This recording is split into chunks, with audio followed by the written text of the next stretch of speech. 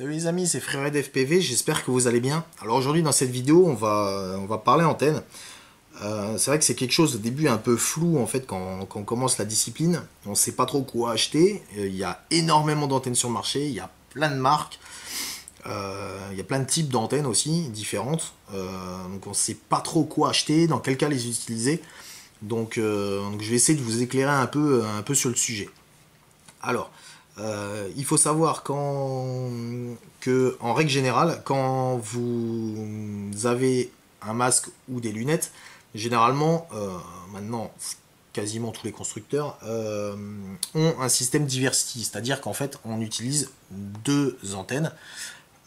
Si vous êtes un peu intéressé sur la chose, en règle générale, on utilise en fait une antenne directionnelle et une antenne omnidirectionnelle.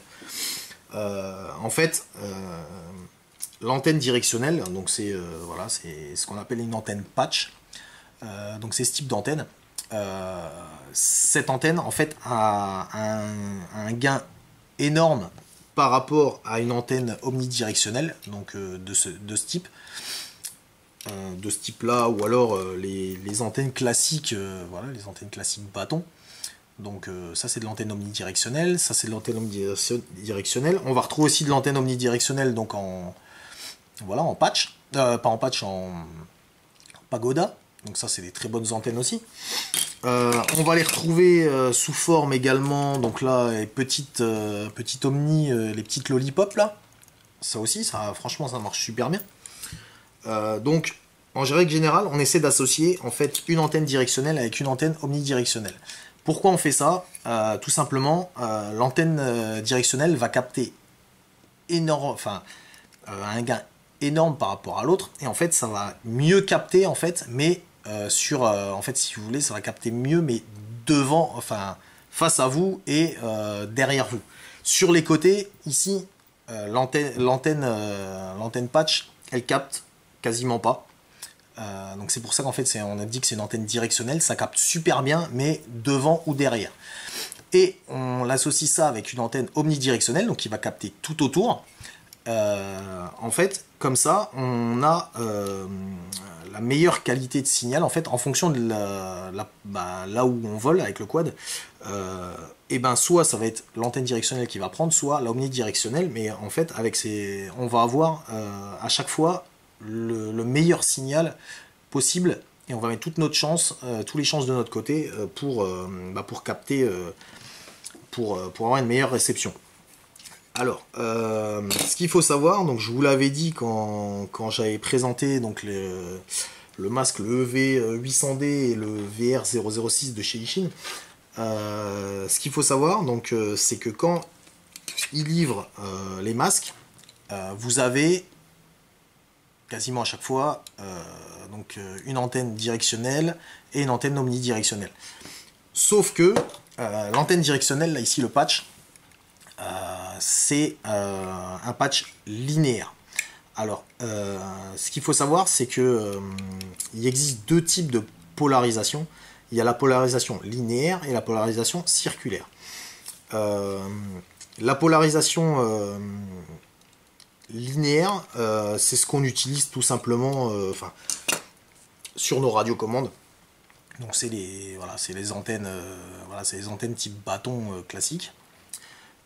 Sur le quad, ça se modélise comment? Donc sur un quad, en règle générale, on retrouve la polarisation linéaire sur un quad uniquement en fait si on achète des quads RTF, des quads ready to fly, des quads déjà prêts à voler. Il y a certains setups pas chers où il y a ce type d'antenne dessus, et faut faire attention parce qu'il va falloir associer donc les bonnes antennes au niveau de la réception de votre masque ou de vos lunettes pour pouvoir mettre toutes les chances de votre côté et avoir le meilleur signal possible, parce que c'est ce qu'on recherche. Si c'est pour que le signal soit brouillé dès qu'on passe derrière un arbre ou quoi, c'est pas la peine, quoi. Je veux dire, c'est involable, et puis voilà. Donc ce qu'on recherche, c'est avoir vraiment le meilleur signal possible.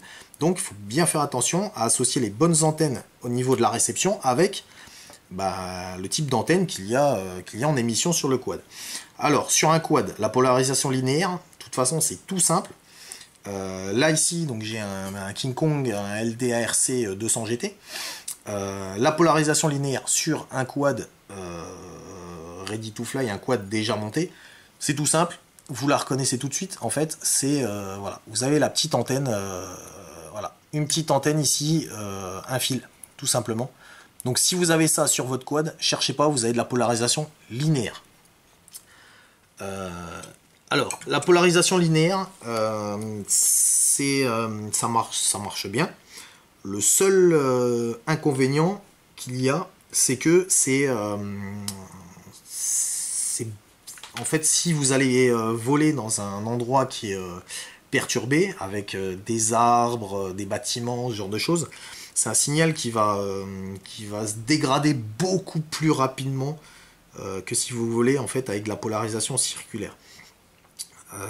En plus, le signal, le problème c'est qu'en polarisation linéaire, c'est beaucoup moins, enfin la perte de signal est beaucoup moins progressive. En fait, ça va commencer à, vous allez commencer à avoir des glitches et tout d'un coup, vous allez quasi avoir le black screen presque. Ça coupe assez net et assez vite en fait.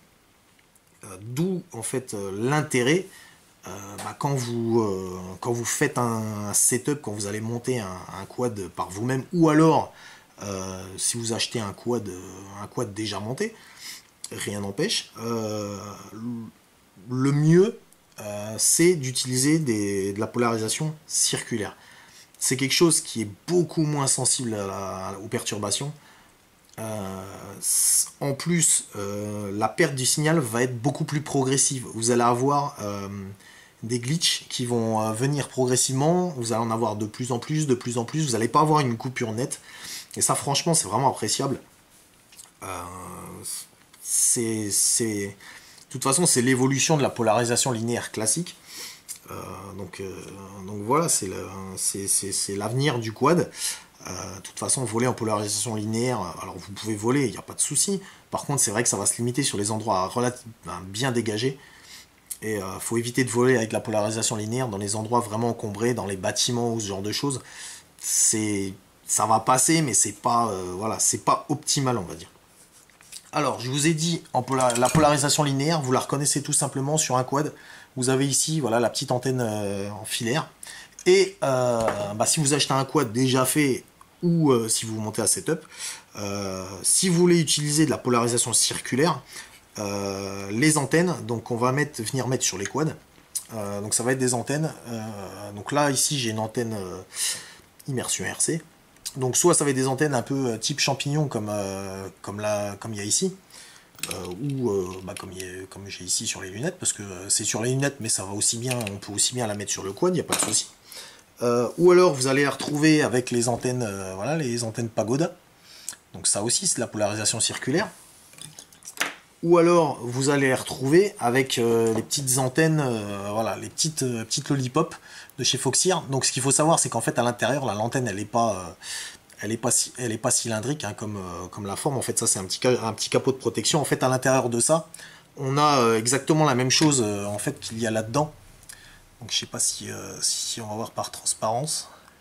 En fait il y a c'est des pétales à l'intérieur. Et en fait, on va retrouver exactement la même chose, sauf en miniaturisé ici, à l'intérieur.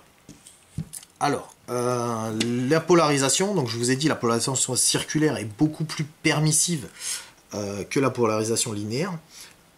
Mais ce qu'il faut savoir, c'est que si vous associez polarisation linéaire, que ce soit sur le quad ou en réception sur vos lunettes, avec de la polarisation circulaire sur le quad ou sur vos lunettes.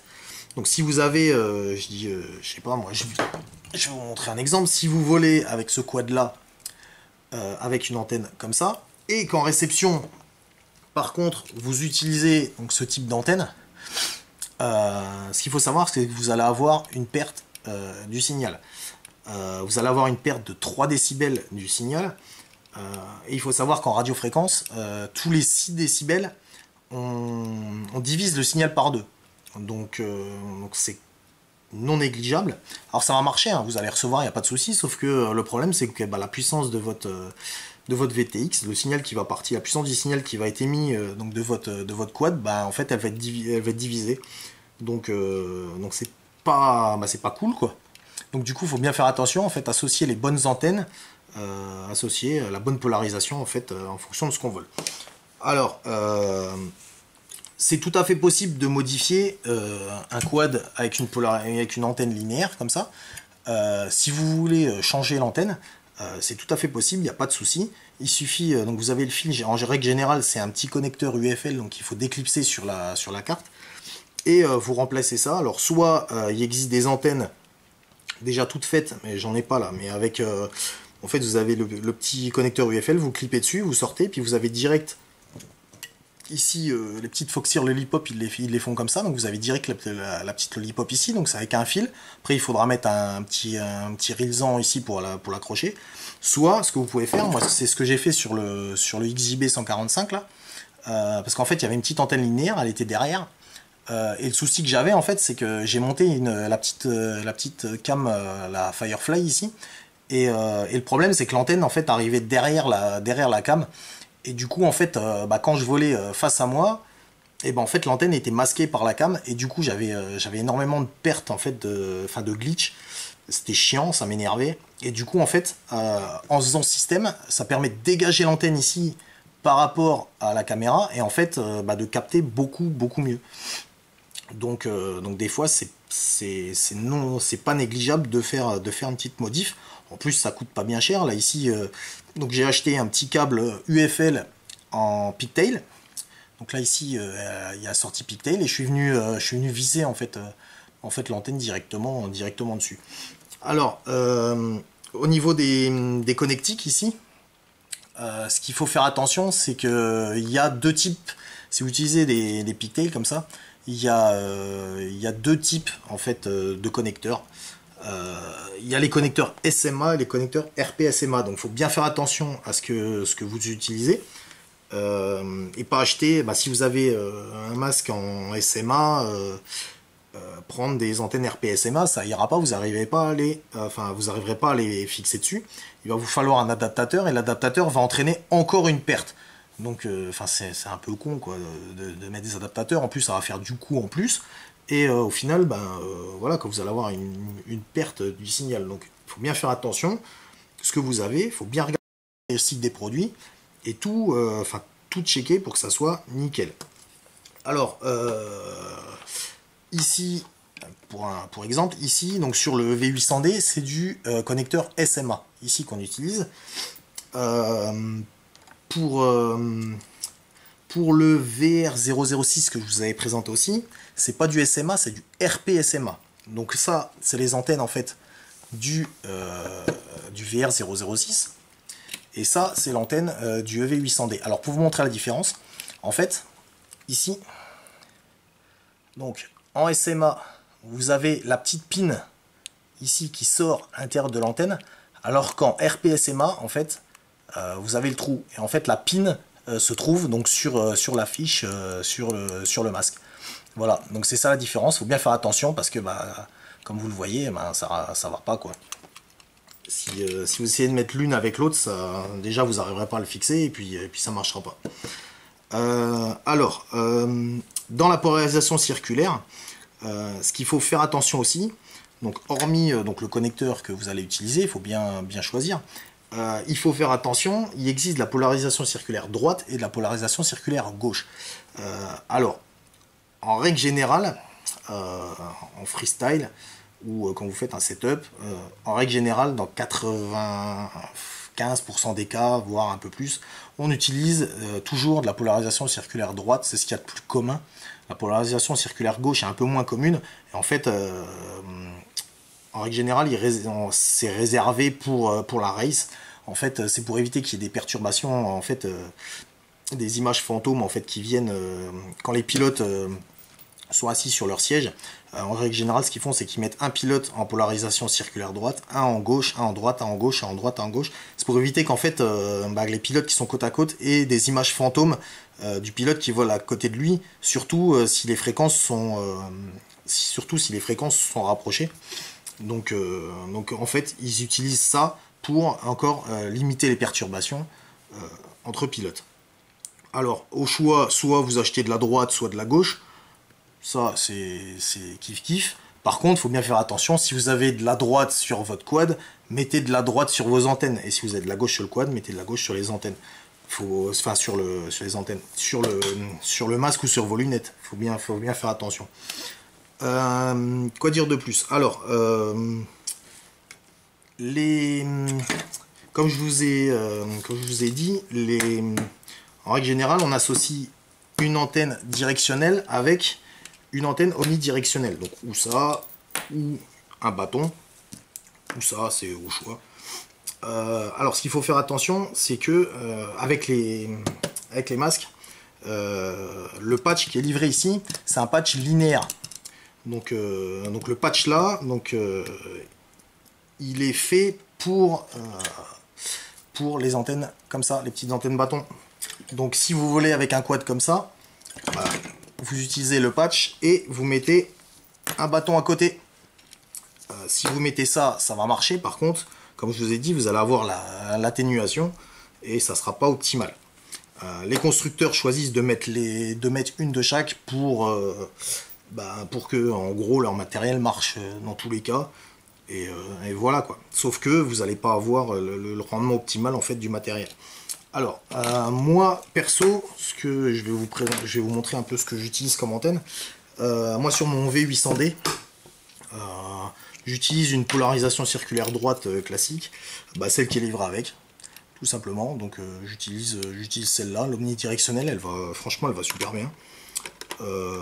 Moi, perso, je vois pas l'intérêt de la changer, elle marche bien, donc autant la garder.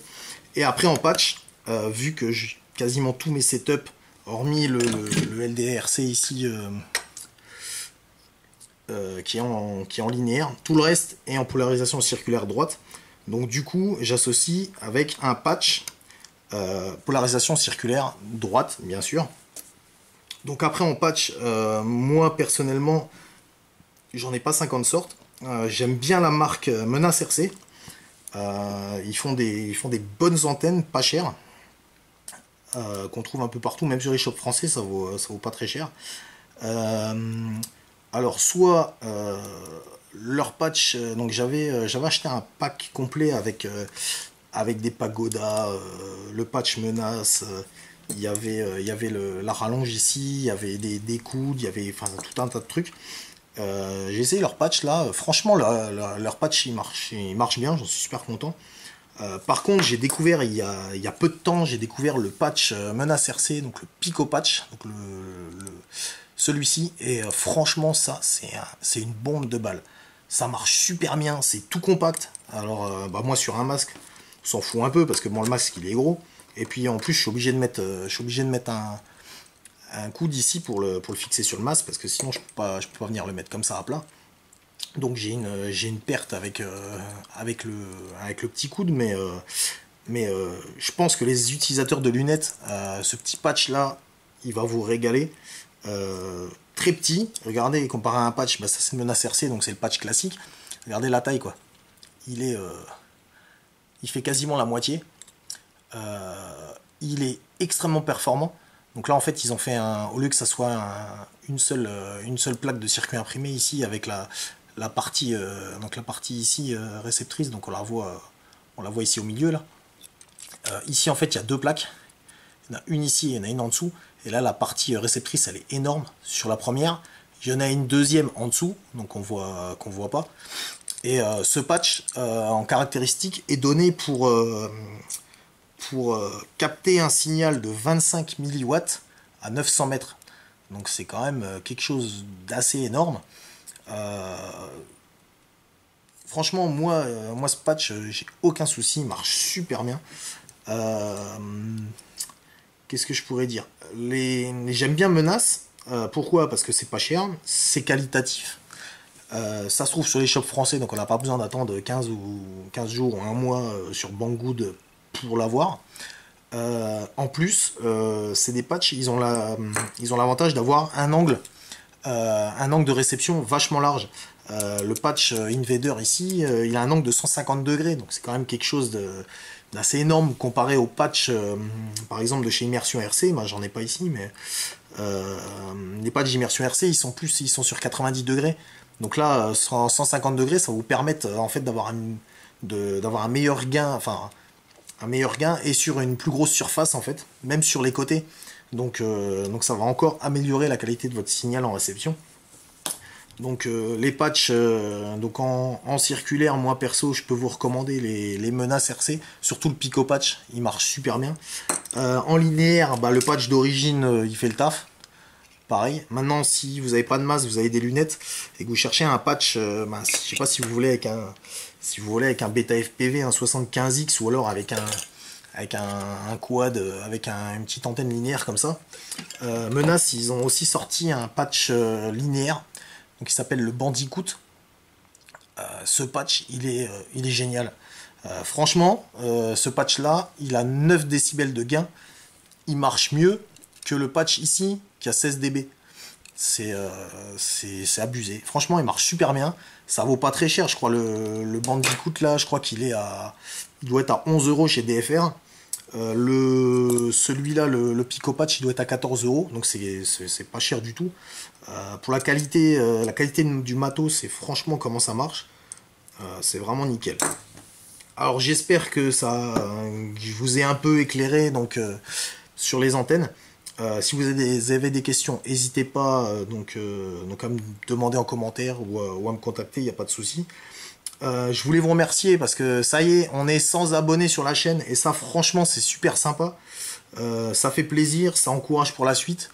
Il y a du lourd qui va arriver très prochainement, je vous en dis pas plus. Dès que je reçois ça, c'est sûr, je vais vous faire une revue de malade dessus.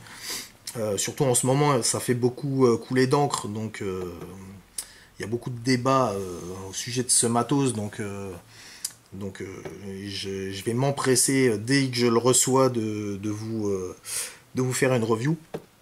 Je vous dis, laissez un like si vous avez aimé. N'hésitez pas à vous abonner si c'est pas déjà fait. Et puis je vous dis à plus pour une prochaine vidéo. Allez, ciao!